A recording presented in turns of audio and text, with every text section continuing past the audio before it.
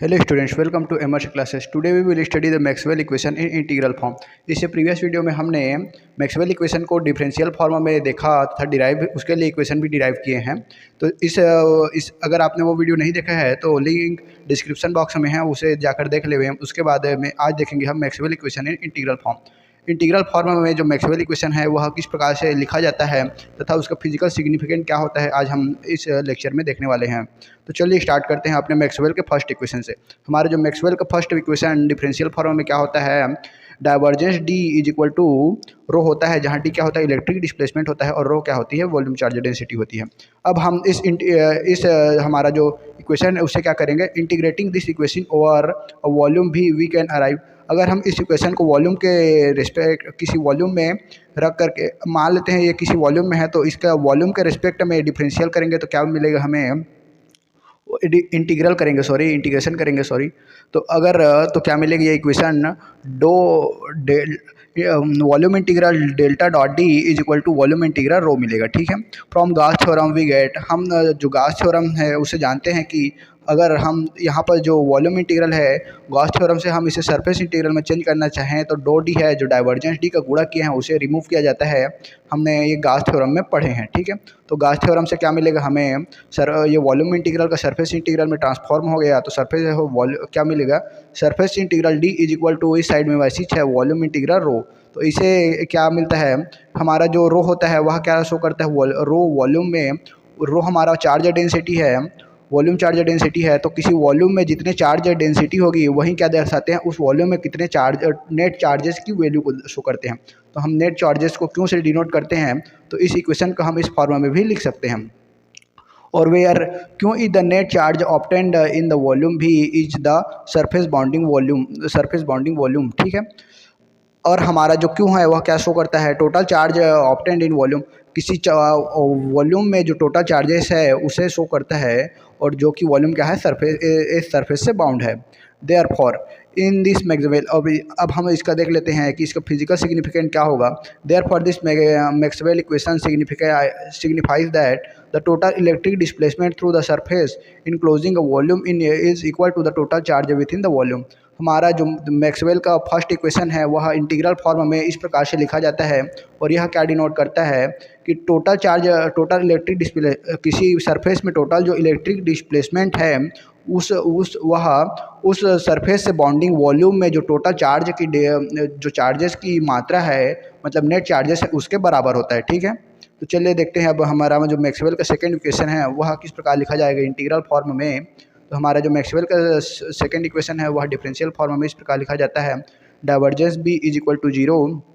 इसे भी हम this equation over a volume भी, अब हम इस इक्वेशन को भी वॉल्यूम भी के रेस्पेक्ट में इंटीग्रेट करेंगे तो क्या मिलेगा, वॉल्यूम भी डाइवर्जेंस बी डी भी इज इक्वल टू हमें जीरो प्राप्त होगा।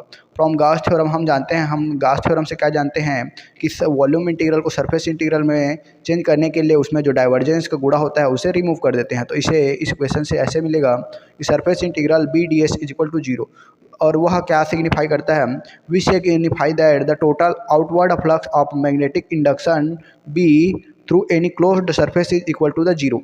और हमारे यह क्या शो करता है कि द टोटल आउटवर्ड फ्लक्स, मतलब जो टोटल बाहर आउटवर्ड किसी सरफेस से जो फ्लक्स बाहर आ रहे हैं ऑफ मैग्नेटिक इंडक्शन, किसी मैग्नेटिक इंडक्शन के कारण जो टोटल फ्लक्स बाहर आ रहे हैं through any closed surface is equal to zero, किसी क्लोज्ड सरफेस से वह जीरो के बराबर होता है। ठीक है, तो चलिए देखते हैं मैक्सवेल का थर्ड रिलेशन। हमारा जो मैक्सवेल का थर्ड रिलेशन था वह क्या था, curl of E is equal to minus do B divided by do T. अब इस इक्वेशन को भी integrating this equation over a surface is bounded by a curve we arrive at. इस इक्वेशन का हम किसी सरफेस के लिए वो इंटीग्रल लेंगे तो क्या मिलेगा हमें, surface integral delta cross E D S is equal to minus surface integral do B divided by do T. ठीक है, converting the surface integral of left hand side into line integral by Stokes theorem. हम Stokes theorem से जानते हैं कि line integral को surface integral में convert करते हैं तो उस पर कर्ल का गुणा करते हैं, और जस्ट उल्टा भी होता है कि सरफेस इंटीग्रल को जब लाइन इंटीग्रल में ट्रांसफॉर्म करते हैं तो उस पर जो कर्ल का गुणा होता है वह रिमूव हो जाता है। तो ये हमें क्या मिलेगा, line integral E D L is equal to, और डी बाई डी टी यहाँ से डो बाई डो टी बाहर लेंगे तो क्या मिलेगा, line integral E D L is equal to negative do by do T integration B D S, surface integration B D S. और यही हमारा जो है क्या है, इंटीग्रल फॉर्म में मैक्सवेल का थर्ड रिलेशन है, वह जो क्या सिग्निफाई करता है, this signify that the electromotive force around a closed path is equal to the time derivative of magnetic displacement through any surface bounded by the path. और ये हमारा जो इक्वेशन है वह क्या शो करता है, इलेक्ट्रोमोटिव फोर्स किसी क्लोज्ड पाथ में जो इलेक्ट्रोमोटिव फोर्स है वह किसके बराबर होता है, time derivative of magnetic field के टाइम डेरिवेटिव, मैग्नेटिक इंडक्शन है, magnetic displacement through derivative of magnetic displacement through any surface. जो मैग्नेटिक डिस्प्लेसमेंट होता है उसके किसी क्लोज सरफेस में मैग्नेटिक डिस्प्लेसमेंट होता है उसके टाइम डेरिवेटिव के बराबर होता है। ठीक है, चलिए देख लेते हैं अब मैक्सवेल का फोर्थ रिलेशन। मैक्सवेल का फोर्थ रिलेशन वह इंटीग्रल फॉर्म में कैसे होता है, इंटीग्रल फॉर्म में मैक्सवेल का जो फोर्थ रिलेशन है उसे इस प्रकार से लिखा जाता है, curl H is equal to J plus do D divided by do T. अब इस इक्वेशन का भी हम सरफेस के रेस्पेक्ट में वो इंटीग्रेशन करेंगे तो क्या मिलेगा, integrating this equation over surface bounded by a curve arrive at, क्या मिलेगा हमें सरफेस इंटीग्रेशन लेंगे तो इसका surface integration curl H is equal to surface integral J plus do D divided by do T मिलेगा इस प्रकार से।